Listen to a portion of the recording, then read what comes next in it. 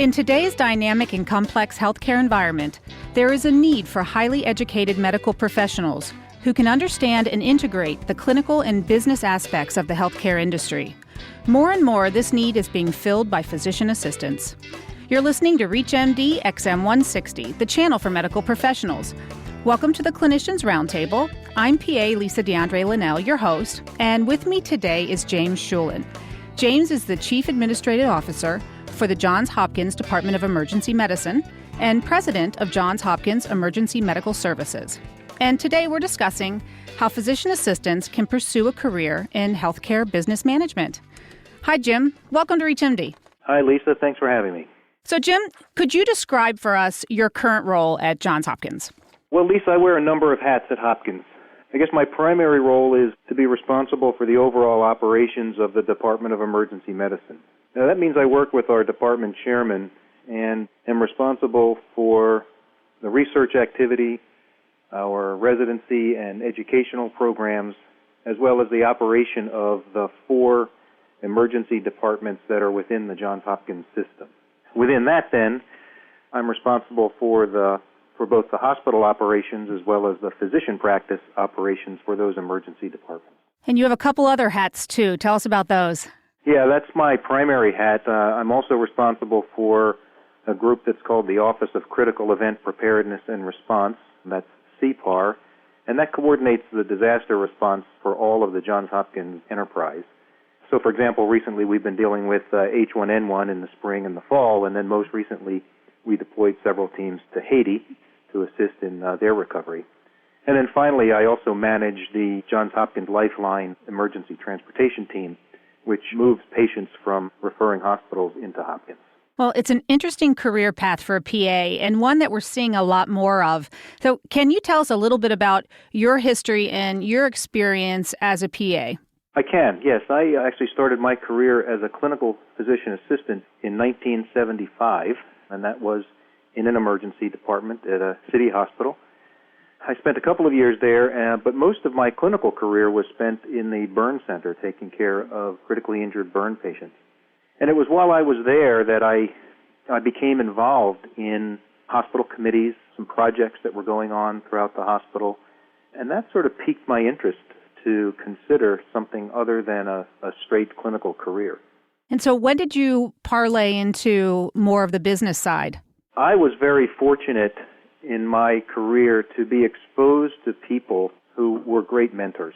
And I think it's important in anybody's career, but certainly if a PA is thinking about the future, I think having good mentors is very important, because as soon as I expressed any interest whatsoever in getting involved in hospital-wide projects, sitting on committees, dealing with process improvement, quality improvement, and so forth, people were there to offer me those opportunities and to see that I sort of handled them correctly.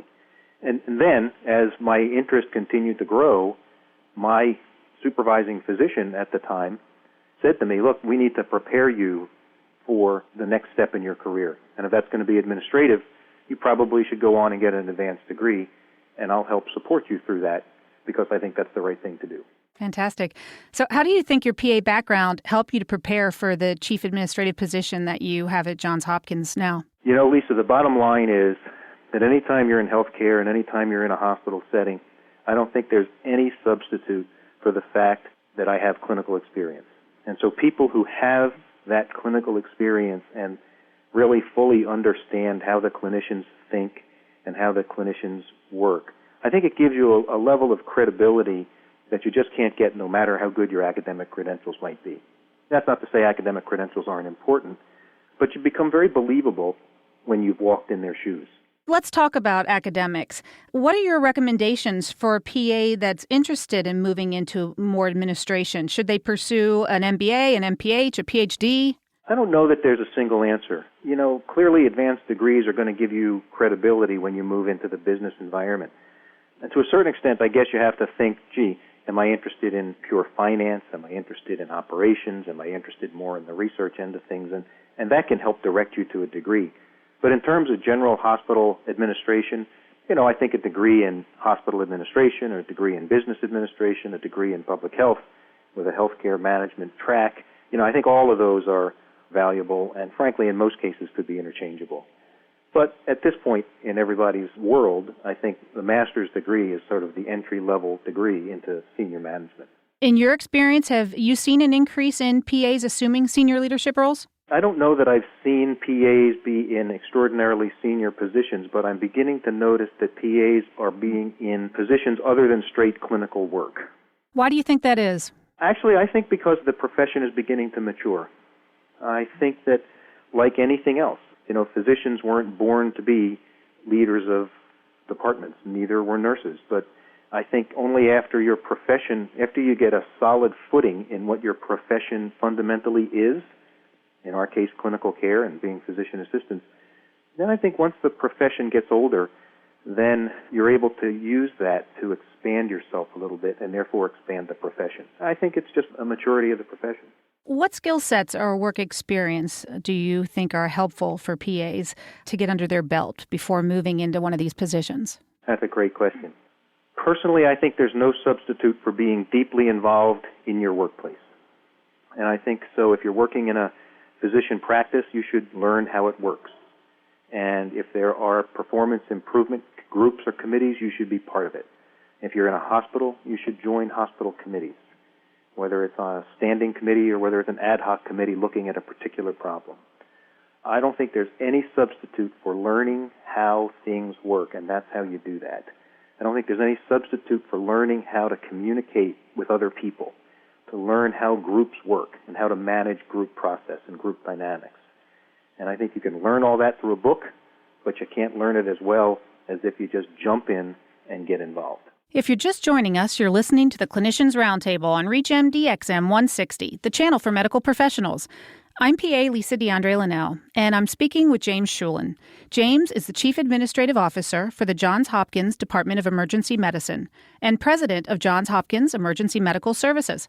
And we're talking about how PAs can pursue a career in healthcare business management. So, Jim, obviously you've had a lot of experience in the large hospital setting, and PAs are everywhere. They're in, 2 practitioner practices all the way up to large hospitals. But hospitals present a different set of challenges for PAs, and sometimes the best person for the job isn't enough in a large, complex environment. How can doctors or department chiefs, health PAs move into these leadership roles, and what advice do you have for PA who can't quite get where they need to go in that kind of setting?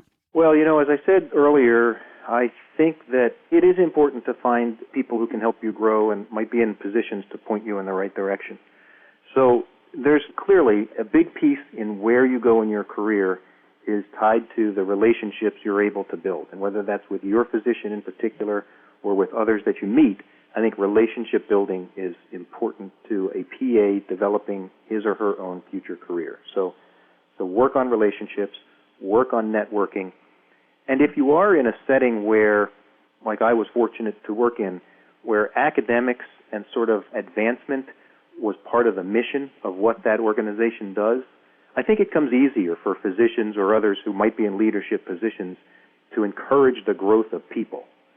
Tying yourself to an organization that has advancement as part of its mission is going to put you in a better position to move forward.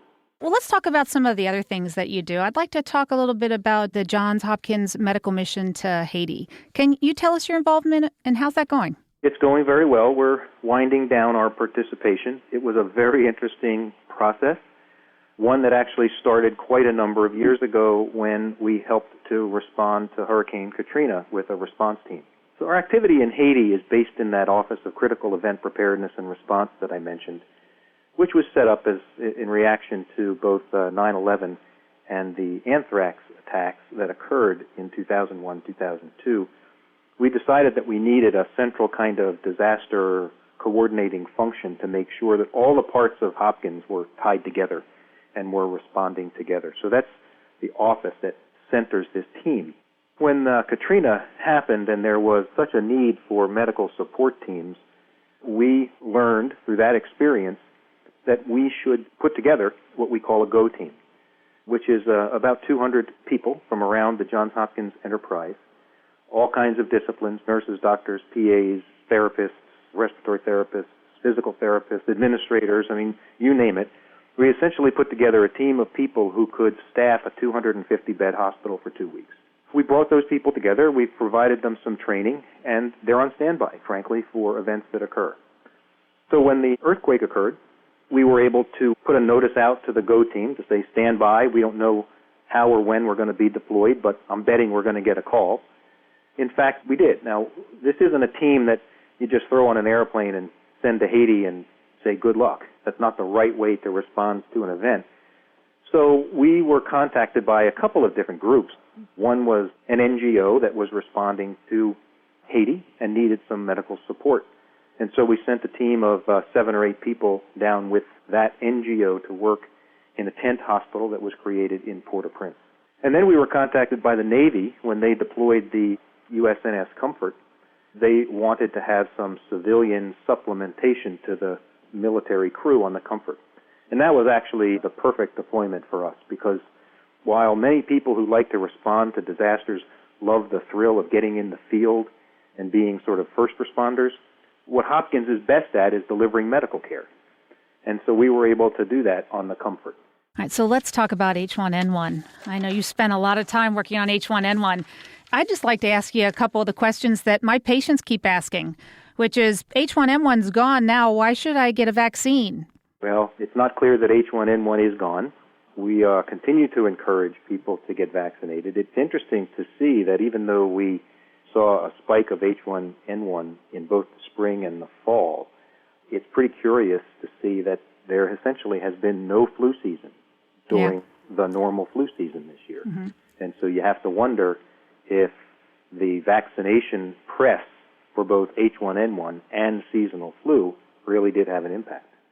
Well, we're hopeful of that. And speaking of H1N1, I'm sure you saw a lot of that in the emergency department this year. You have done a lot of talking about decreasing the waiting times in the ER, and I'm wondering if you could speak briefly to some of the things that you're doing at Johns Hopkins. Sure. Running an efficient emergency department is really a matter of keeping 3 things in balance: the number of patients, the number of beds, and the amount of time patients spend in the bed. If those 3 things are all in perfect harmony, then people come and go, wait times are minimal, and everybody's happy. It's when one of those 3 things gets out of balance that the operation of an emergency department gets derailed. And so if suddenly there are more patients coming in, well, if you don't either increase the number of beds or decrease the amount of time each one of them spends in a bed, somebody's going to wait and somebody's going to be unhappy. Yeah. That's just the way it sort of works in the ED. I always try to keep that simple sort of paradigm in my head as I think about how we address the problems in the emergency department. And so either we have to focus on reducing time, or we focus on redistributing patients, or we focus on maximizing bed space when we need the most bed space. So sometimes it's a matter of shifting resources. Sometimes it's a matter of trying to find the best place for patients to get treated. But most of what we spend our time on is trying to improve process and improve throughput. So, one of the things that you have to be pretty familiar with and learn are the skills and the techniques and the tools that are related to process improvement. And so we spend an awful lot of time with Six and Lean Sigma, and back in the day of TQM, it was called TQM. Call it what you want, but you use the currently available management tools to assess your process and make things move faster. Well, Jim, so in closing, you're a pioneer for all of the PAs and the leadership roles that you manage right now at Johns Hopkins. And there are many PAs inspired by you and your story. Any closing thoughts?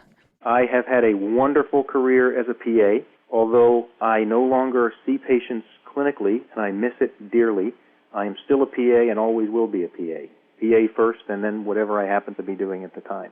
I just want to make the point to everybody that's listening that is in fact the case, and it is a sign that our profession is strong, it's growing, it's maturing, and it's up to us to make sure that we continue to expand our role in healthcare. There are roles out there for everyone, but you can't be afraid to pursue them. Well said. Thank you, Jim, for coming on the show. My pleasure, Lisa. Thank you. I'm PA Lisa Dandrea Lenell, and you've been listening to the Clinicians Roundtable on ReachMD XM 160, the channel for medical professionals. Please visit our website at reachmd.com, which features our entire library through on-demand podcasts. And you can find us on Facebook and follow us on Twitter. And thanks for listening.